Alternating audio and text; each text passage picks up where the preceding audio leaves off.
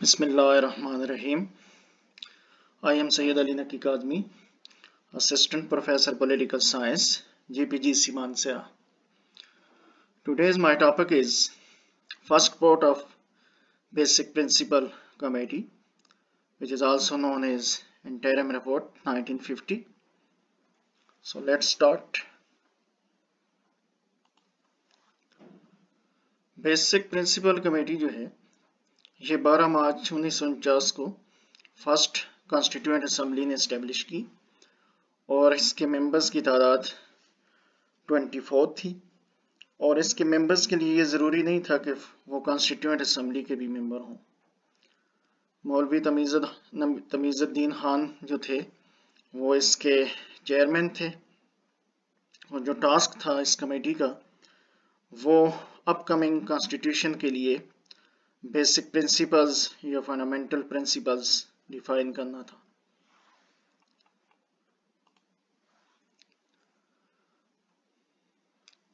इस कमेटी ने अपने काम को आसान बनाने के लिए 3 सब कमेटीज बनाई, जिसमें sub committee on federal and provincial constitution and distribution of powers, sub committee on franchise and sub committee for judiciary. तो ये 3 कमेटीज इसने बेसिक प्रिंसिपल कमेटी ने बनाई। 28 सितंबर 1950 को बेसिक प्रिंसिपल कमेटी ने अपनी रिपोर्ट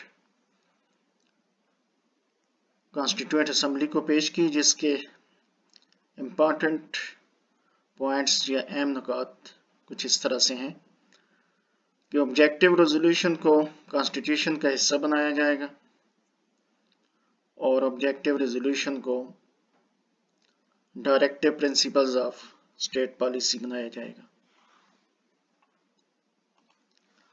स्टेट ऑफ पाकिस्तान एक फेडरल स्टेट होगी और फेडरल लेजिस्लेचर बाइकैमरल होगी। अपर हाउस जो कि 100 मेंबर्स पे मुश्तमिल होगा उसे हाउस ऑफ प्रोविंसेस भी कहते थे और लोअर हाउस जिसके तादाद 400 थी हाउस ऑफ पीपल भी कहा जाता था उसे। अपर हाउस को मुतल्लिका प्रोविंशियल असेंबलीज इलेक्ट करके भेजेंगी, जबकि जो लोअर हाउस था वो पॉपुलरली इलेक्टेड था और लोग उसे एडल्ट फ्रेंचाइज या एडल्ट सफरेज की बुनियाद पर 5 साल के लिए इलेक्ट करेंगे। तो दोनों जो हाउसेस थे उनका टेन्योर 5 इयर्स था। बजट और मनी बिल के लिहाज से जो डिसीजंस थे वो दोनों हाउसेस के जॉइंट सेशन में तय होने थे। जो हेड ऑफ द स्टेट था उसे जॉइंट सेशन में दोनों हाउसेस 5 साल के लिए इलेक्ट करेंगे और वो प्राइम मिनिस्टर की एडवाइस पर काम करेगा। तो इस तरह की तजवीज़ पेश की थी बेसिक प्रिंसिपल कमेटी ने। इसी तरह फेडरल लेजिस्लेचर के पास ये अथॉरिटी होगी कि वो हेड ऑफ द स्टेट को इम्पीच कर सकेगा, हेड ऑफ द स्टेट को रिमूव कर सकेगा फ्रॉम हिज ऑफिस। हर एक प्रोविंस की अपनी लेजिस्लेचर होगी जिसे 5 साल के लिए एडल्ट सफरेज की बुनियाद पे इलेक्ट किया जाएगा। प्रोविंशियल गवर्नर्स जो होंगे उन्हें head of the state appoint करेगा 5 साल के लिए और वो चीफ मिनिस्टर की एडवाइस पर काम करेंगे। लेजिस्लेटिव पावर्स को 3 लिस्ट में डिवाइड किया गया। पहली लिस्ट जो थी वो फेडरल लिस्ट थी जो 67 सब्जेक्ट्स पे मुश्तमिल थी और उस पे फेडरल लेजिस्लेचर लेजिस्लेशन कर सकती थी। जो दूसरी लिस्ट थी प्रोविंशियल लिस्ट, उसमें 35 आइटम थे, सब्जेक्ट थे और उस पे प्रोविंशियल लेजिस्लेचर लेजिस्लेशन कर सकती थी।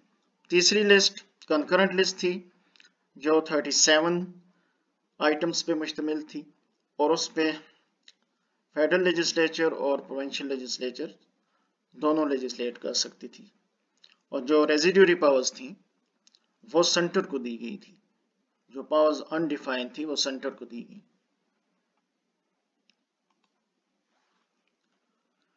سپریم کورٹ کے پاس یہ اختیار تھا، یہ اتھارٹی تھی کہ اگر صوبوں کے درمیان اور فیڈریشن کے درمیان کوئی بھی مسئلہ بنتا ہے، پرابلم کریٹ ہوتا ہے، کانسٹیٹیوشن کے حوالے سے کوئی ایمبیگوٹی آ جاتی ہے، تو اس ایمبیگوٹی کو دور کرنے کے لیے سپریم کورٹ کانسٹیٹیوشن کو انٹرپریٹ کرے گی۔ کانسٹیٹیوشن جو تھا وہ ریجڈ تھا اور اس کو امینڈ کرنے کے لیے فیڈرل لیجسلیچر کو اور پروونشل لیجسلیچر کی اپروول کی ضرورت تھی۔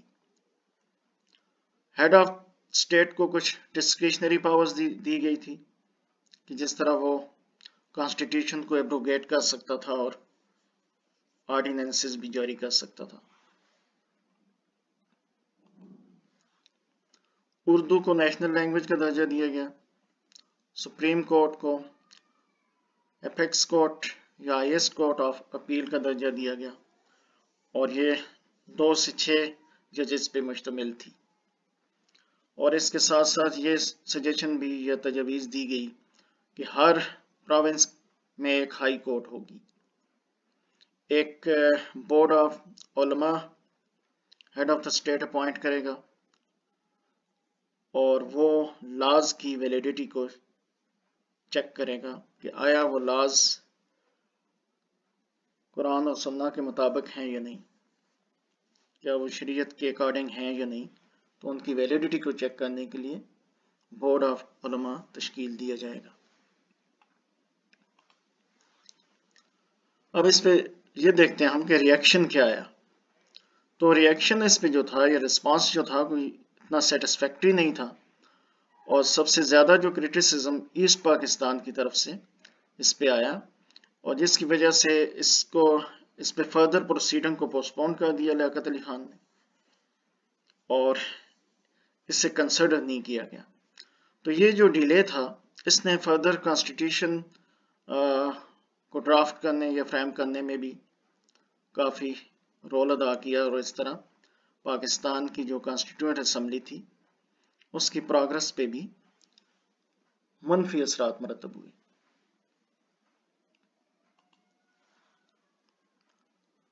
ایسٹ پاکستان نے اس رپورٹ کو اس حوالے سے کرٹیسائز کیا کہ اس نے پاورز کو زیادہ سینٹرلائز کیا تھا اور سینٹر زیادہ سٹرانگ تھا، اور خاص طور پہ فائنینشیل میٹرز میں۔ اور پھر ایسٹ پاکستان کو یہ بھی اعتراض تھا کہ اسے ایکول سیٹس دی گئی ہیں اپر ہاؤس میں باقی ویسٹ پاکستان کے صوبوں کے برابر، تو جس کے تحت ان کی جو میجارٹی ہے وہ مائنارٹی میں تبدیل ہو چکی ہے۔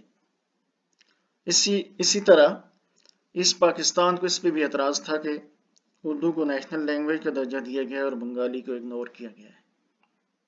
تو اس حوالے سے ایسٹ پاکستان نے اپنے اعتراضات ظاہر کیے۔